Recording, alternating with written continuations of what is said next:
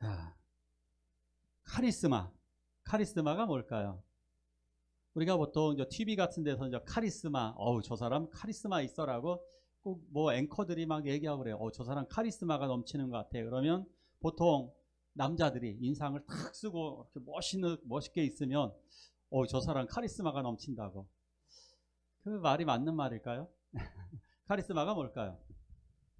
카리스마는 다른 사람을 매료시키는 능력을 얘기합니다. 뭐 어느 정도 매력이 있으니까 카리스마가 있다라고 그런 건 맞겠죠. 근데 인상 쓴다고 해서 카리스마는 아닙니다. 인상 쓴다고 해서 카리스마는 아니고 능력이 있어야 됩니다. 근데 성경적으로 카리스마는 정확하게 뭐냐? 그러니까 카리스마는 정확히 얘기하면 신이 주시는 능력이거든요. 카리스마는 신이 주신 능력. 그래서 성경적인 카리스마는 하나님이 부어주시는 성령의 능력, 이것을 카리스마라고 그래요. 그러니까 성령이 우리들에게 부어주셨으면, 은사, 선물이라고 그래요. 하나님의 선물을 우리들에게 주셨으면 그것을 우리는 카리스마가 있다, 이렇게 이야기할 수 있습니다. 그래서 고린도전서 12장 그 성경에서는 카리스마, 이 은사, 능력, 이게 은사라고 그래요. 은사는 선물이에요. 은혜로운 선물, 이런 뜻이에요. 은혜로운 선물이 있는데요. 은혜로운 선물이 9가지가 나옵니다. 13장에 하나 더 나서 10가지가 나오는데 그것을 같이 보도록 하겠습니다. 첫 번째, 어떠한 은사를 받느냐. 우리가 예수 믿고 성령님께 하나님 저에게 은사를 주세요 라고 기도하면 하나님이 각 사람에게 은사를 주십니다. 어떤 은사를 주시느냐 하면 지혜의 말씀을 주십니다. 그 지혜의 말씀은 뭐냐면 밑에 건 지식의 말씀이 있고 위에는 지혜의 말씀이에요. 이건 뭐냐면 성경을 성령님께서 풀어주시는 것을 잘 깨닫는 사람을 얘기해요. 그러니까 성령님께서 말씀을 읽으면 탁탁 깨닫게 해주시는 거예요. 요게 바로 지혜의 말씀이에요. 그 다음에 지식의 말씀은 뭐냐면 학자들처럼 지식이 그냥 착착 쌓이는 사람이에요. 우리들은 어떻습니까? 지난주 제목이 뭐예요? 우리는 들어도 까먹어요. 학자들은 잘 들으면 잘 기억해요. 그거는 핵심 내용이었어요. 그렇죠. 핵심 내용이었어요. 지금 가족과 새로운 가족. 이것까지 기억하시는 분은 학자. 지식의 말씀. 학자들은 성경 말씀을 잘 기억을 하죠. 그래서 그걸 가지고 잘 버무리는 이런 은사를 지식의 은사라고 이야기할 수 있습니다. 자, 그 다음 믿음의, 요거는 오늘 얘기할 거예요. 병 고침의 은사, 병 고치는 거고요. 능력 행함, 여러 가지 능력을 행한다는 거죠. 뭐 기도를 하면 뭐 귀신이 떠나가고 이러는 것들, 이런 것들이 능력 행함이에요. 예언, 미래의 일들을 막 예언하고, 우리 주변에 예언의 은사 가진 권사님들이 종종 있죠. 그래가지고 기도에다가 오늘 기도했는데 누가 오신대. 어떻게 알았지? 그럼 진짜 그분이 막 오셔요. 영들 분별 딱 보면 저 사람 이단이야 딱 알아보는 거죠. 저 사람 신천지야 이런 거 딱 알아보는 그 영들을 분별하는 사람이 있어요. 그다음에 방언 샬라샬라샬라 해서 방언을 말하는 사람이 있습니다. 그 방언을 통역해주는 방언 통역 은사가 있어요. 통역 은사가 있어요. 맨 마지막 사랑의 은사 13장에 나오는 거예요. 사랑의 은사는 이런 것들이죠. 유독 잘 섬기는 사람이 있어요. 교회에서 진짜 저 사람 잘 섬긴다. 봉사도 잘하고 또 친교를 잘하는 사람이 있어요. 누구예요? 딱 생각나는 사람 있죠. 친교 그러면 예? 왠지 조 집사님 생각이 나죠. 조 집사님은 친교의 은사를 받으셨구나. 전도 잘하시는 분이 있었죠. 또 전도 잘하는 전도의 은사를 받는 분들이 있어요. 그러니까 이런 식으로 우리들은 각자 은사를 받습니다. 자, 그런데 여러분은 어떤 은사를 받고 싶으세요? 은사 선물이라고 그랬어요. 어떤 선물 받고 싶으세요? 성령으로부터? 어떤 선물? 어떤 은사? 예언이 좋지 않을까요? 복권 당첨 그냥 되는 거야, 이거. 예언의 은사. 예언. 근데 사실 우리가 진짜 받고 싶은 건 저기죠. 물질 은사. 물질 선물. 이거 물질만 많이 주시면 내가 그냥 교회 일도 더 마음껏 하겠는데. 그죠? 돈만 많이 주시면 내가 하나님 일 더 열심히 하는데. 근데 그런 사람 별로 없죠. 필요치 않으면 하나님 잘 안 주셔요. 사실 필요치 않으면 잘 안 주세요. 근데 많이 사모하면 이 은사를 주십니다. 사모하고 기도하면 하나님이 더 주세요. 그러니까 이것을 골고루 나누어 주신 분이 있고 특정한 것을 많이 주시는 분이 있다는 거예요. 그래서 어떤 목사님들은 이거 탁월하게 잘하시는 분들이 있죠. 지혜의 말씀을 받았고 진짜 설교 진짜 잘하시는 목사님들 있죠. 뭐 탁월하게 잘하시는 분들이 있어요. 진짜 많이 받은 분들이 있고 뭐 조금 받은 분들이 있고 우리는 없지는 않아요. 다 있어요. 근데 그걸 뭐라 그래요? 은사를 활용을 안 했어요. 우리는 활용도 안 했고 더 달라고 하지도 않았어요. 이 두 가지가 문제예요. 활용도 안 했고 더 달라고 하지도 않았기 때문에 우리는 안 되는 겁니다. 예를 들어서 이 뭐 섬김 봉사의 은사 안 하면 못 하게 되는 거잖아요. 그런 것처럼 이 은사들도 우리가 그러고 있다. 그런데 우리가 받아야 할 은사가 무엇일까? 저는 오늘만큼은 이걸 추천해 드리겠습니다. 믿음의 은사입니다. 오늘 믿음의 은사를 여러분들에게 추천해 드리도록 하겠습니다. 같이 한번 읽어볼까요? 시작. 다른 사람에게는 같은 성령으로 믿음을, 너희가 그 은혜를 인하여 믿음으로 말미암아 구원을 얻었나니 이것이 너희에게서 난 것이 아니요 하나님의 선물이라. 아멘. 자, 믿음은 두 개가 있습니다. 목사님 어떻게 믿음이 두 개가 있어요? 첫째, 요 믿음하고 요 믿음은 달라요. 그러니까 예수를 믿는다는 것은 성령이 우리들에게 믿음을 주셨기 때문입니다. 이렇게 말씀하고 있어요. 그 은혜를 인하여 믿음으로 말미암아 구원을 얻었나니 이것은 너희에게서 난 것이 아니요 하나님의 선물이라. 하나님이 각 사람에게 우리가 하나님을 믿을 수 있는 것, 하나님이 믿음을 주셨기 때문입니다. 우리들이 나는 하나님 잘 못 믿겠어. 그 믿음을 내가 하나님이 주시는 선물을 내가 나의 생각으로 거부하고 있기 때문입니다. 나의 생각으로 하나님의 말씀을 이렇게 밀어내고 거부하게 될 때에 우리들은 그 믿음이 자라질 않는 거예요. 내 생각이 누르니까 나의 믿음이 커지질 않는 거예요. 이 느낌 아세요? 돈이 정말 아까운 사람들은 그러잖아요. 돈이 아까운 사람들은 연애를 할 때도 돈을 잘 안 쓰잖아요. 그러면 여자를 밀어내고 남자를 밀어내면 어떻게 돼요? 결국 사랑을 못하는 거잖아요.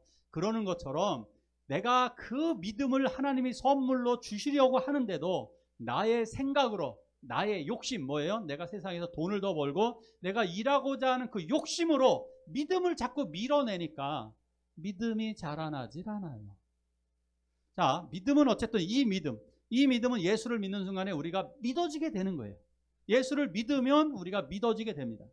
자, 그런데 이건 누구나 받아요. 그래서 예수를 믿기로 결심하면 누구나 받는데 위에 거, 다른 사람에게는 같은 성령으로 믿음을, 이것은 스페셜, 특별한 믿음인 줄 믿으시기 바랍니다. 이게 특별한 믿음입니다. 자, 이것은 하나님을 신뢰함으로 하나님이 이 사람에게 저 사람을 믿음의 본보기로 사용하신다는 얘기예요. 믿음의 본보기로 우리를 사용하시는 거예요. 이 은사를 받으면. 예를 들어볼게요. 같이 한번 읽겠습니다. 시작. 그들이 다니엘을 굴에서 올린즉 그 몸이 조금도 상하지 아니하였으니 이는 그가 자기 하나님을 의뢰함이었더라. 아멘. 다니엘은 어떤 믿음의 은사가 있었을까요? 다니엘은 믿음의 은사가 있었습니다. 다니엘이 사자굴에 들어갈 때에 이 그림 정말 잘 그렸습니다. 보십시오. 다니엘이 불안에 떨었다는 구절이 한 구절도 없습니다. 다니엘은 그 굴에 들어가서도 기도했을 것이고 오히려 당당하게 있었을 것입니다. 왜 그럴까요? 하나님을 의뢰했기 때문입니다. 이게 바로 믿음의 은사예요. 자, 이게 다니엘이 일으킨 기적인가요? 아닌가요? 아니에요. 믿음의 은사는 하나님이 지켜주시는 것입니다. 하나님이 보호하시고 하나님이 기적을 일으키시는 거예요. 이것을 믿음이라 그러는 거예요. 이런 믿음의 은사가 있으면 사자가 나를 잡아먹으러 와도요, 무섭지 않은 것입니다. 두렵지 않은 거예요. 이게 믿음의 은사의 특징입니다. 또 있습니다. 아브라함도 이렇습니다. 아브라함은 시험을 받을 때 믿음으로 외아들을 드렸다고 했습니다. 믿음으로 외아들을 드렸다. 그런데 그 아들을 약속으로 받았다라고 얘기합니다. 하나님 약속해 주셨어요. 네 아들을 통해 바다의 모래알처럼 많게 해주겠다. 하늘의 별처럼 네 자식을 많게 해주겠다. 자, 그러면 아들을 죽이면 안 돼요. 하나님이 그 아들을 바치라고 한다니 하나님이 모순되지 않아요? 아들을 바치면 바닷가의 모래알처럼 많은 자식은 어떻게 되는 거예요? 하늘의 별처럼 많은 자식은 어떻게 되는 겁니까? 안 되죠. 큰일 났습니다. 그런데 아브라함 어떻게 드렸을까요? 하나님은 그 아들을 다시 살리실 줄을 믿은 것입니다. 다시 살리실 줄을. 이 아이를 설령 죽인다 할지라도 하나님은 이 아이를 다시 살리실 것이다. 하나님의 인도, 하나님의 자기를 이끌어 가심을 믿었기 때문에 그 믿음, 이것이 바로 기독교의 가장 근본인 믿음이 되는 것입니다. 그래서 아브라함이 우리들의 믿음의 조상이고 아브라함을 우리 모두가 다 존경하고 따르는 거예요. 이런 믿음, 이것이 바로 특별한 믿음인 것입니다. 자, 바울과 실라가 어땠을까요? 바울과 실라가 이제 옥문을 엽니다. 옥에 갇혔을 때 그것 찬송으로 열었다고 했지만 사실은 찬송으로 열은 것은 아닙니다. 찬송을 불렀다고 해서 열은 것은 아니라 그가 믿음으로 찬송을 불렀기 때문입니다. 믿음으로 찬송을 불렀을 때 하나님께서 바울을 사용하시려고 옥문을 열으신 것입니다. 바울은 여전히 하나님을 의뢰했던 거예요. 그것이 바로 믿음의 은사인 거예요. 바울은 그 믿음의 은사를 통하여서 바울과 실라는 하나님을 의뢰하는 거예요. 나는 하나님께 내 목숨을 맡긴다. 이것이 참 믿음인 것입니다. 오늘 상빈이 형제가 믿음 이야기를 잘했습니다. 그렇습니다. 믿음은 보이지 않는 것들의 실상, 실체라는 거예요. 보이지 않는 것들을 실제로 가져오게 만든다는 거예요. 그 믿음이 내가 믿음을 가지고 있으면 없는 것들이 나타나게 된다는 거예요. 그대로 이루어질 줄 믿으시기 바랍니다. 그래서 산을 옮길 만한 믿음, 그 믿음을 얘기하시는 거예요.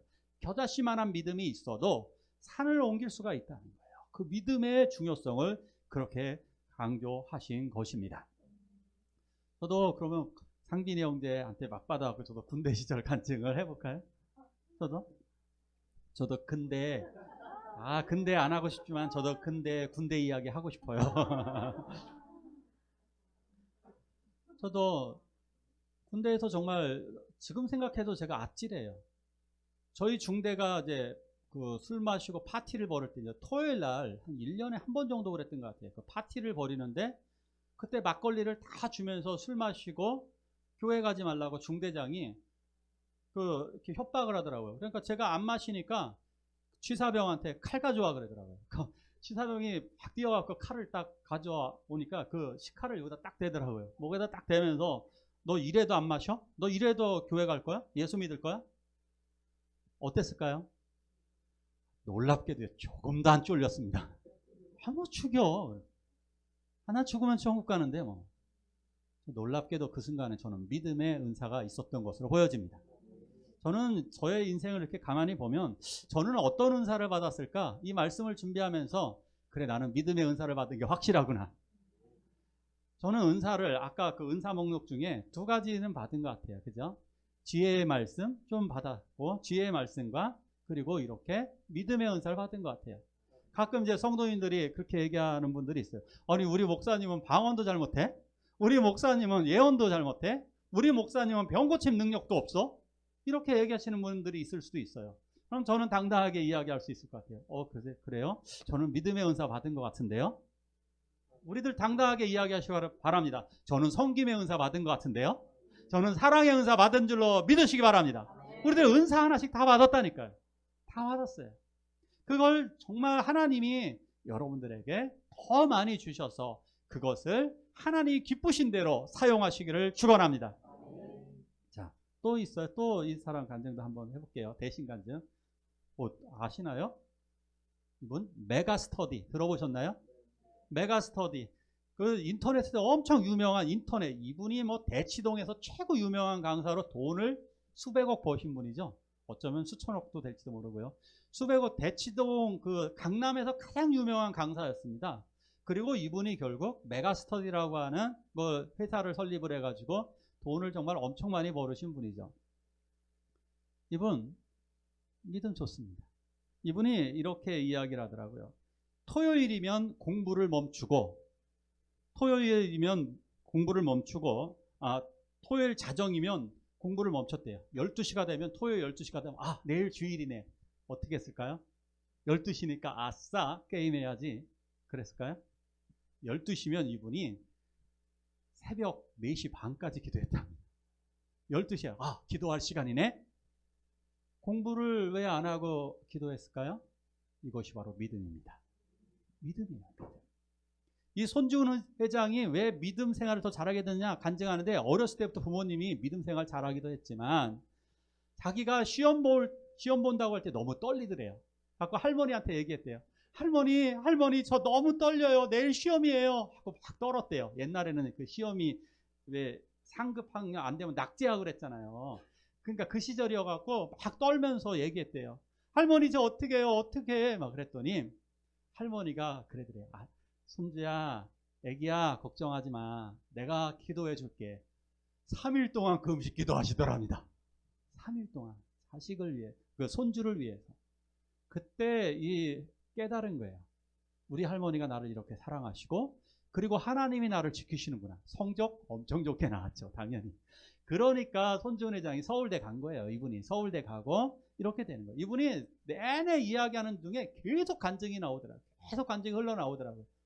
이 간증을 어디서 했냐면 기독교 방송에서도 한 적이 있지만 일반 프로에 가서도, 일반 시사 프로에 가서도 간증을 중간중간 하더라니까요. 나는 하나님을 믿는 사람입니다. 그러면서 하나님이 나를 지켜주시고 하나님이 나에게, 이것이 바로 믿음이신 줄 믿으시기 바랍니다. 자, 믿음. 기도한다는 것은 하나님의 손을 잡는 것입니다. 기도 안 한다는 것은 사람의 손을 잡고 가보겠다는 겁니다.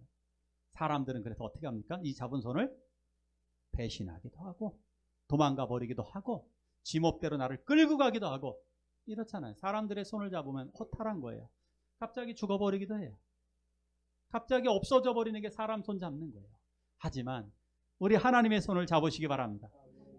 믿음으로 기도하는 순간, 하나님의 손을 잡는 순간 하나님이 나를 인도하시고 하나님이 나에게 복 주시고 하나님이 나를 하나님의 나라로 인도하여 주실 것입니다.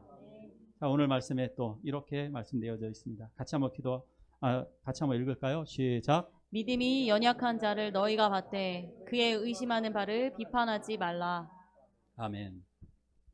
자, 믿음 생활하다 보면 교회에서 믿음이 연약한 자들이 있습니다. 그러니까 믿음이 안 자라는 분들이 있습니다. 근데 여기서 받대라고 하는 이 단어가 뭐냐면, 이 헬라어로다 이게 짐을 들어올리다 이런 뜻이 있어요.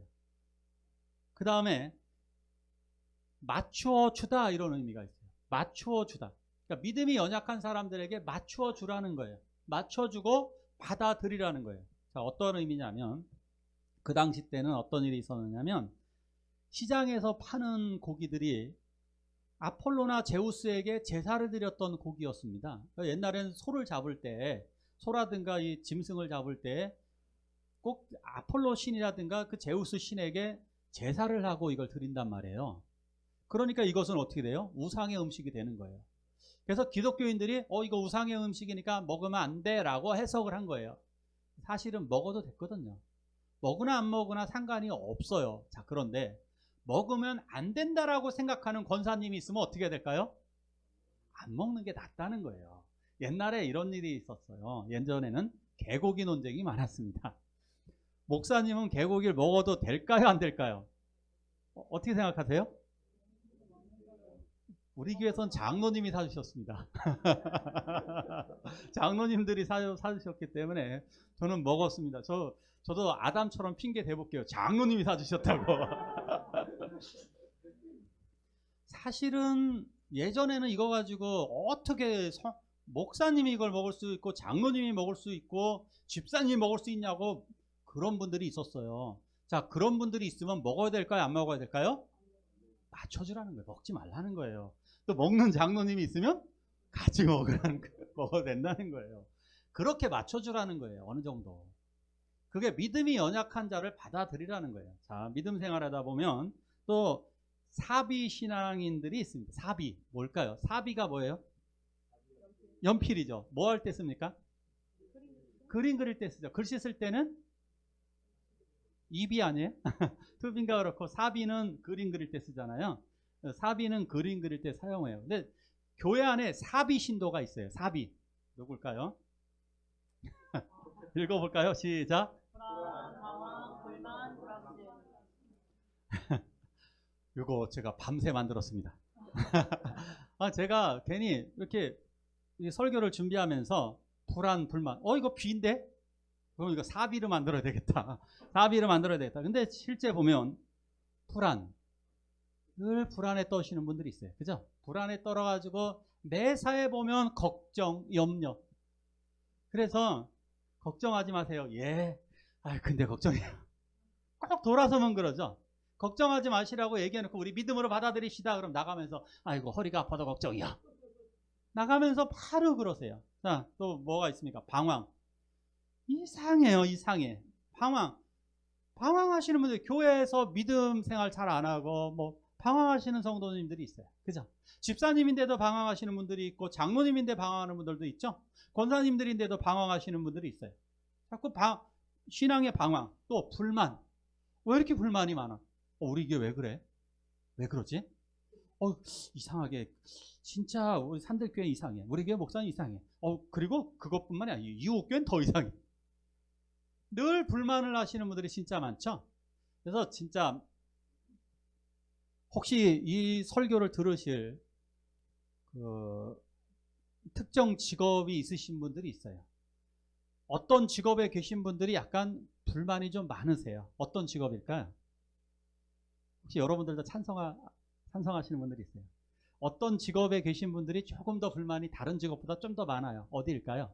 비하하는 의도 아니에요. 택시 운전하시는 분들. 택시 운전하시는 분들이 조금 더 불만이 많으세요. 왜 그럴까요? 자, 택시 라디오를 틀면 어떤 일이 벌어지나요? 라디오 뉴스가 언제마다 흘러나와요? 라디오 들으면 1시간마다 한 번씩 라디오에서 뉴스가 흘러나옵니다.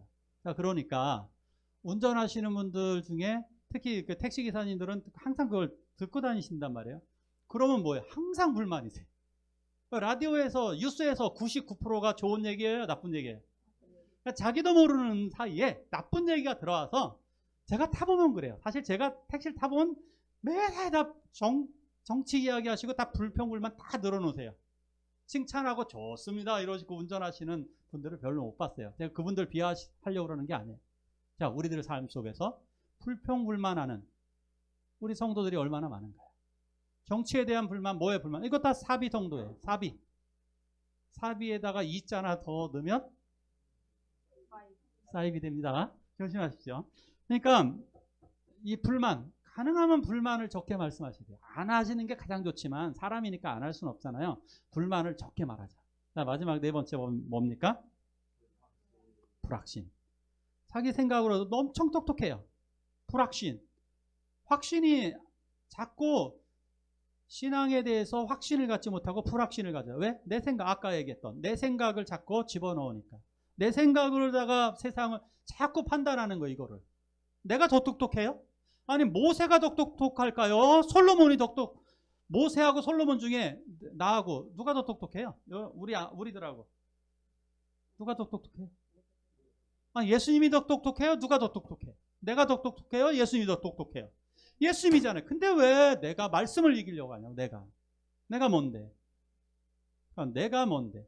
자, 그러기 때문에 우리들 이러한 것들이 이 사비 신도가 있어요. 세상 사람들은 사실상 대부분 다 사비 사람들이고, 그러기에 우리들은 이것을 어떻게 이기시면 될까요? 믿음으로 이겨내시기를 바랍니다. 믿음이에요. 믿음. 이거 다 믿음으로 다 극복하면 별것 아닌 거예요. 하나님께 믿음으로 맡겨버리면 되는 것을 왜 불안하고 왜 불만 갖고 왜 방황하고 왜 불확실 속에서 살아가십니까? 자, 이제 과부의 헌금 이야기를 하고 마무리 질까 합니다. 과부가 헌금통에 자기 생활비 전부를 넣었습니다. 근데 이것이 우리가 잘못 이제 설교를 하면 이제 여러분들도 그렇게 헌금하세요로 들리지만 여기서 더 중요한 메시지가 있습니다. 뭘까요? 믿음이에요. 하나님께 내가 이 헌금을 드린다 할지라도 하나님이 나를 먹이고 입히실 것이라고 하는 믿음이 있었기 때문입니다. 이것이에요. 하나님이 분명히 나를 인도하실 것이다.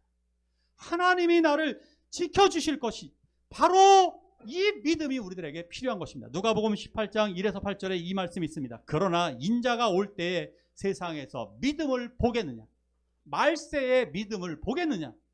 말세에는 믿음이 없어지는 거예요. 그래서 이 시대에 지금 믿음이 사라지고 있는 시대입니다. 그래서 어떤 하나님에 관한 믿음도 사라지고 인간끼리에 관한 믿음도 사라지고 있습니다. 이 불안의 시대, 믿음이 없는 이 시대에 믿음의 은사 구하시기를 축원합니다. 믿음의 은사가 있으면 우리들 두려워하지 마십시오. 놀라운 기적이 일어납니다. 능력의 역사가 드러나게 됩니다. 믿음으로 얼마나 많은 기적이 일어났습니까? 내가 일으키는 게 아니에요. 믿음만 가지고 있으면 예수님이 일으켜 주십니다. 그래서 할 수 있거든이 무슨 말이냐? 믿는 자에게 능치 못함이 없느니라. 믿음의 은사를 소유하시기 바랍니다. 하나님께서 나를 분명히 하나님의 뜻대로 나를 위대하게 훌륭하게 나를 사용하여 주실 것입니다. 우리 같이 찬양 부르고 기도하시기 바랍니다. 기도 제목은